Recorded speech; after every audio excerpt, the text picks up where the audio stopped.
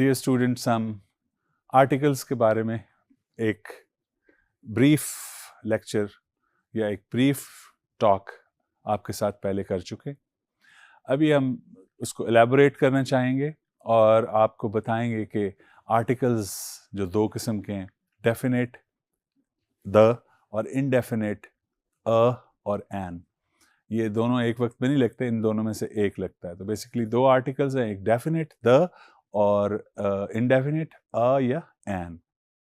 अ और एन का फर्क जैसे बताया था कि जिस नाउन को आर्टिकल मॉडिफाई कर रहा हो, अगर उसके शुरू में वॉल साउंड है, जैसे एप्पल अ वॉल साउंड होती है अ ई ओ वगैरह, तो फिर हम एन लगाते हैं। एरोप्लेन है तो एन एरोप्लेन है, ठीक है। और चींटी है तो एन एंट है। लेकिन जब कॉन्सोनेंट साउंड्स हैं, जैसे बॉल तो a ball, chair a chair, etcetera. अब हम इनको यूज कहाँ पे करते हैं, वेयर वी यूज देम। ये तो आपको पता है कि आर्टिकल्स नाउन के साथ ही लगते हैं। डेफिनेट आर्टिकल है उस सूरत में हम लगाते हैं जब हम जिस नाउन की बात कर रहे हैं उसके बारे में हम श्योर हों, सर्टन, हमें पता हो कि listener is also aware of that. हमें जब पता हो कि जो सुनने वाला है, ये पढ़ने वाला रीडर, उसको उस कॉन्टेक्स्ट का पता है, इसलिए उस नाउन के साथ हम द लगा देते हैं। और जब ये यकीन ना हो, या कोई भी any noun, we are talking of any singular noun जो कि काउंटेबल हो, ये याद रखना भी ज़रूरी है। रिकॉल कीजिए, बता चुका हूँ आपको कि ये काउंटेबल नाउन्स के साथ लगते हैं आर्टिकल्स ए और एन। द दोनों के साथ लग सकता है, काउंटेबल अनकाउंटेबल, बट अ और an only with countable nouns are used. और इनडेफिनेट हैं इसीलिए कि any book, any pen, any car जब आप कहेंगे तो a book, a car, etcetera कहेंगे, ठीक है। तो मसलन मैं यूज करके दिखाऊं आपको कि I bought a book, any book, ठीक है। आई बॉट अ बुक, और अब आपको पता चल गया मैंने किताब खरीदी। अब जब मैंने उसकी और कोई बात करनी है तो फिर मैं अ बुक नहीं कहूंगा, द बुक कहूंगा। For example, I bought a book, the book was published in 1980। अब जो द बुक मैंने लगाया, इसका मतलब है बुक पहले उसका जिक्र आ चुका है, लिहाजा मैंने द बुक यूज किया। तो ये बेसिकली इन दोनों के दरमियान डिफरेंस है। फिर कुछ चीज़ें हैं जिनके साथ हमको, कुछ नाउन्स हैं जिनके साथ हमको द ज़रूर लगाना होता है, और कुछ हैं जिनके साथ हम नहीं लगाते। पहले देखते हैं वो कौन से नाउन्स हैं जिनके साथ हमको द डेफिनेट आर्टिकल ज़रूर लगाना होता है। देखिए, इनमें सबसे पहले जो है वो हैं कोई इलाका, any region, the north, the west, the east, the south. इलाके के सेंस में जब हम यूज करें तो उसके साथ हम द जरूर लगाते हैं।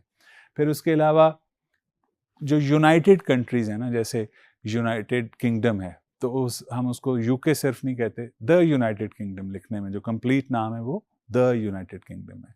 इसी तरह अरब एमिरेट्स, ये भी यूनाइटेड कंट्रीज हैं, तो इनके लिए भी हम कहते हैं द यूनाइटेड अरब एमिरेट्स। फिर इसके अलावा जो डेजर्ट्स हैं ना, दुनिया के बड़े बड़े, गोबी डेजर्ट है, और उसके साथ अगर उसका नाम लेना होगा तो हम कहेंगे द गोबी डेजर्ट। फिर ओशंस हैं, जैसे पैसिफिक ओशन है, अटलांटिक ओशन है, तो उनके नामों के साथ भी हम द ज़रूर लगाते हैं, the Pacific, the Atlantic, alright. फिर इसके अलावा हम जो ओशंस के अलावा छोटे जो होते हैं, एक आपको पता है ना बहर है और एक बहेरा है, तो जो बहेरे हैं, जैसे बहेरे अरब है, अरेबियन सी है, उनको सी कहते हैं, द अरेबियन सी, राइट। तो उनके साथ भी हम इसको लगा, द डेड सी, उसके साथ भी द लगाया जाता है। और फिर gulfs, Arabian gulf, Persian gulf, gulf of Mexico, उनके साथ भी हम लगाते हैं the Arabian gulf, the Persian gulf, the gulf of Mexico. एक और रिवर्स जो हैं, बड़े रिवर्स, इंडस, हमारे जो 5 बड़े रिवर हैं, कौन कौन से, इंडस, झेलम, चनाब, रावी, सुतलज वगैरह, तो इन सब के नाम के साथ the Indus, the Chenab, the Ravi, the Jhelum, etcetera use करते हैं। फिर कैनाल्स जो हैं बड़ी बड़ी, दी रोरी कैनाल, हाँ, दी खानपुर कैनाल, इन कैनाल्स के नाम के साथ भी द ज़रूर लगाया जाता है। फिर इसके अलावा माउंटेन रेंजेस हैं, जैसे पाकिस्तान की हैं हिमालय, तो हम कहेंगे the Himalayas, the Karakoram, the Hindu Kush. और एक ग्रुप ऑफ आइलैंड है समोयन, तो जब हमने ग्रुप ऑफ आइलैंड्स का नाम लेना हो उसके साथ भी द लगाएंगे और कहेंगे the Samoan island. I am sure काफ़ी आपको चीज़ों का पता चला, इन्फॉर्मेशन भी नहीं मिली और आपने नोट भी किया होगा। नहीं किया तो करते जाया कीजिए, भूला मत कीजिए।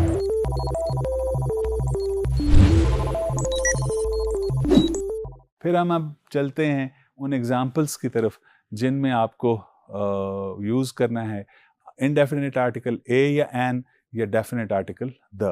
Let's have a look at the first example.